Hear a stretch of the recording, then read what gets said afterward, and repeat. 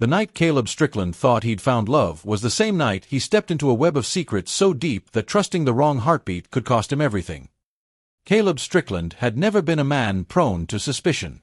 He believed in the kind of trust that held steady even when tested, the kind of bond built from years of shared mornings, private jokes, and unspoken understandings.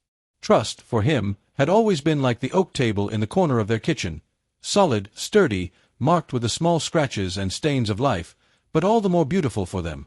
That Saturday began like countless others. The air outside held the faint crispness of early autumn, the kind that hinted at shorter days and longer nights. Sunlight filtered through the living room blinds in soft stripes, touching the edges of the furniture. Caleb had spent most of the day fixing a cabinet hinge that had been stubborn for weeks, making small trips between the kitchen and the garage for tools. Evelyn, his wife of 8 years, had been flitting between rooms, folding laundry, answering her phone, and humming now and then without realizing it. It was late afternoon when she leaned against the doorway to their bedroom, her phone still in her hand, and told him she would be going to a bachelorette party.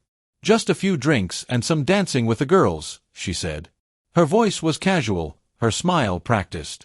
She added with a light laugh, "Don't wait up, we'll probably be out late." There was nothing in her words that should have made him pause, but something in the way she stood there made his attention sharpen. Her red dress was one he had never seen before. It fit her in a way that made her look almost cinematic, as if she belonged in a high-gloss magazine spread rather than the familiar space of their home. The hemline was shorter than she usually favored, and the heel she wore seemed more suited for a red carpet event than the scuffed dance floor of a local bar. Her hair had been curled into glossy waves that framed her face, and her makeup was meticulous, each line and shade chosen with precision. She smelled of a perfume heavier than her usual, an intoxicating scent that lingered in the air even after she walked past. It was the kind of transformation that might have delighted him under different circumstances, but tonight it came with a faint chill he could not quite name. He watched as she reached for her purse without meeting his eyes. Normally, she would cross the room and press a quick kiss to his cheek before leaving, even if only for an errand. This time she simply glanced toward the door and murmured something about calling him tomorrow. The door shut softly behind her. Caleb stood still in the middle of the room for several seconds, as though listening for an echo that never came. He tried to shake it off. People had good days, bad days, unusual moods. They had been married long enough for him to know that small changes did not always signal deeper shifts. Still, as he settled into the couch, flipping on the television but leaving the volume muted, he found his mind drifting. The clock in the corner ticked steadily. Outside, the occasional car rolled past. Inside, the silence was heavy. He told himself he trusted her. Trust was the foundation of everything they had built. But even the strongest foundations could crack when doubt began to work its way in, small and patient as a root beneath stone. He poured himself a drink, letting the amber liquid catch the light before taking a slow sip. He thought of their early days together, late-night drives, spontaneous trips to the coast, the way she used to write him little notes on sticky paper and leave them in his jacket pockets. He thought of the morning they had moved into this house, the smell of fresh paint mixing with coffee, the way she had smiled when they placed their bed in the middle of the room. The longer he sat there, the more his mind reached for explanations. Maybe she had dressed up because her friends were dressing up too. Maybe she had skipped the goodbye kiss because she was running late. And then, without really deciding to, he reached for her iPad. She never disabled the location sync. It wasn't a habit born of secrecy, just one of convenience. When the map loaded, his eyes went straight to the small blinking that marked her location. She was not downtown. Not in the busy strip of bars and restaurants she had mentioned. Instead, the dot hovered over a quiet residential street on the outskirts of town. He stared at it for a long time. It could mean nothing. Maybe they were meeting there before heading out. He told himself he would check back in an hour. An hour passed. The dot had not moved. Another hour, and it was still there. Something tightened in his chest. He set the glass down, grabbed his keys, and stepped outside into the cool night air. The drive felt longer than it was. Every stoplight seemed to linger on red just a little too long, every turn too sharp, every shadow too deep. His knuckles whitened around the steering wheel. He kept glancing at the address on his phone, certain he would arrive and find nothing unusual, certain he would laugh at himself on the way home. When he turned onto the street, The sight that greeted him made that hope dissolve. Cars lined both curbs, some pulled up onto front lawns. Music thumped from somewhere inside the house, the bass rattling the windows. Laughter and voices spilled into the night, mixing with the smell of beer and cigarette smoke. A man he had never seen before answered the door. He was tall, his shirt wrinkled, a red plastic cup in hand. His eyes were glassy, his smile loose. "Hey man, you made it," he said, clapping Caleb on the shoulder as though they were old friends. Caleb stepped inside. The air was thick, perfume, alcohol, sweat, and something sour beneath it all. People moved in every direction, talking, laughing, leaning into each other. He scanned the room, moving through the kitchen, the living area, even out to the backyard, where a few people smoked under the dim porch light. No sign of her. It was then that he noticed the hallway. The music was muffled there, the voices distant. A single door at the far end was slightly open, the sliver of space between it and the frame spilling a thin line of light onto the carpet.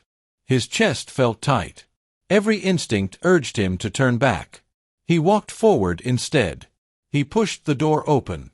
Evelyn was on the bed, her skin bare beneath twisted sheets, her eyes wide and startled. Beside her was a man Caleb had never seen before. The room seemed to freeze, the air thickening until every breath felt heavy. She grabbed for the sheet, holding it to her chest. Her lips parted as if to speak, but Caleb heard nothing. He turned away without a word. No shouting, no scene. Just the hollow sound of his footsteps on the carpet as he left the room, the hallway, the house. The drive home was a blur of streetlights and shadows. His hands trembled on the wheel, the weight of what he had seen pressing against his ribs. Back in their bedroom, he sat on the edge of the bed, staring at the floor. The bed itself felt foreign now, as though it belonged to strangers. The hours passed without sleep, without tears, just the unbroken loop of that moment playing in his mind. When morning came, Evelyn returned. Her hair was disheveled, her makeup smudged. She spoke quickly, her voice shaking. It had been a mistake, she had been drunk, it meant nothing. To Caleb, it meant everything. He had already printed divorce papers months earlier for a friend who never came to collect them. Now, they seemed like they had been waiting for this moment. He gave her 30 minutes to pack her things. She pleaded, but the decision was immovable. When she left, the house seemed impossibly quiet. That night, he sat at the kitchen table, the darkness pressing close around him. His phone buzzed on the counter. A message from an unknown number read, "We need to talk. It's about Evelyn. And it's bigger than you think." The rain began to ease, but the streets still glistened under the pale glow of the lamps. Caleb stood at the edge of the pier, staring at the horizon where the first hint of dawn was breaking. He could feel the cold wind biting through his jacket, but his thoughts were far from the weather. What lay ahead was far more chilling than the winter air. The flash drive in his pocket was heavier than anything he had ever carried. Not in weight, but in consequence. It contained evidence that could dismantle the network of corruption he had been chasing for months. Names, accounts, secret deals, enough to put away men and women who had hidden behind polished smiles and legal loopholes. But the price of holding it was high. He knew they would come for him now, not with polite warnings or subtle threats, but with a final, ruthless attempt to silence him. And at the heart of it all was someone he had trusted. Ilara's betrayal cut the deepest. She had walked into his life with an ease that disarmed him, her laughter a kind of music he thought he'd forgotten how to hear. They had shared long nights and quiet mornings, moments that felt unshakably real. And yet, she had been the one to slip the flash drive into the wrong hands before he got it back. Now she stood behind him on the pier. He didn't have to turn to know it was her. He could feel the way her presence shifted the air. "You're going to ruin everything," she said, her voice trembling, though with anger or regret he couldn't tell. He turned then, his gaze locking on hers. "You already did that when you chose them over me." Her lips parted, but no words came at first. Then, softly, "You don't understand what they're capable of." "I've seen it," he replied. "That's why this has to end." She stepped closer, the wind pushing her hair into her face. "If you go through with this, they'll come after you, Caleb. They'll come after anyone you care about." He thought of the people who had already been hurt, the innocents caught in the ripples of greed and power. He thought of the friend who had died 3 months ago, a man who had refused to look the other way. He thought of how far this had gone and how many lines had been crossed.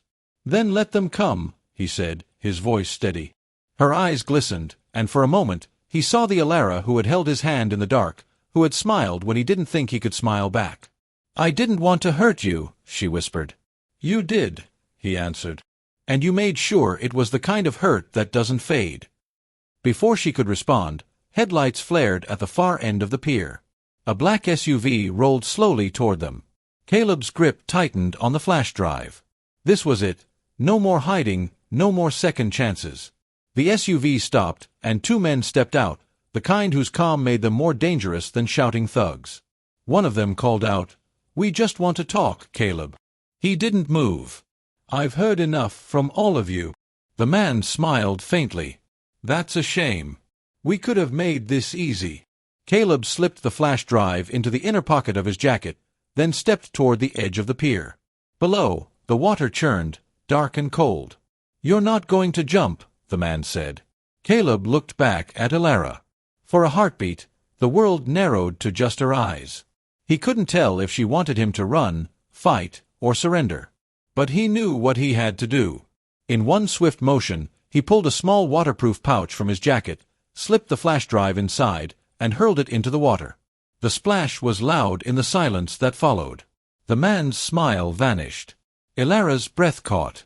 "It's gone," Caleb said. "And you'll never find it without me." The air thickened with tension. The men stepped forward, but Caleb moved back toward the railing. "You want it. Then you keep me alive." They hesitated, calculating. He had just turned himself into the only map to their destruction. Alara's eyes searched his, and for the first time since the truth had come out, he thought he saw something break in her. Maybe guilt, maybe admiration, maybe both. The men exchanged a glance, then one of them spoke into a phone. The SUV's engine roared to life. Without another word, they backed away and drove off into the night, leaving only the whisper of tires on wet asphalt. Caleb stood there, heart pounding, watching the water ripple where the flash drive had vanished. He knew he had bought time, but not much. The storm was still coming, and when it broke, it would either destroy him or set him free. Alara stepped beside him. "You could have run," she said softly. "I'm tired of running," he replied. The wind swept around them, carrying away the rest of their words. Somewhere in the darkness, the flash drive waited, and with it, the choice between survival and justice. Caleb knew the fight was far from over. But for now, the night belonged to him.